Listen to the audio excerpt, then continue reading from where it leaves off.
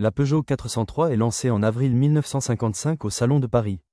Dessinée par le célèbre carrossier italien Pininfarina, elle marque une rupture stylistique avec les modèles précédents.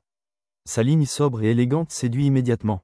C'est la première Peugeot à disposer d'une carrosserie pontée, avec des ailes intégrées au capot.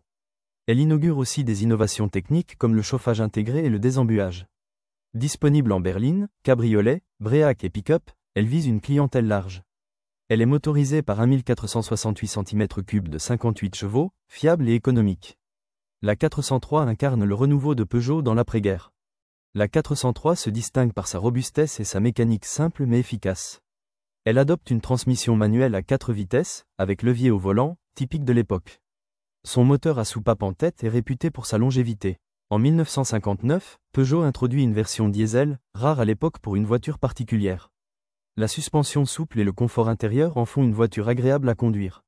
Elle est aussi l'une des premières à proposer un ventilateur thermostatique, réduisant la consommation.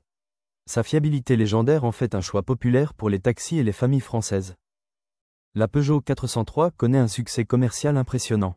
Produite à plus d'1 million d'exemplaires jusqu'en 1966, elle s'exporte dans de nombreux pays, notamment en Afrique, en Amérique du Sud et aux États-Unis.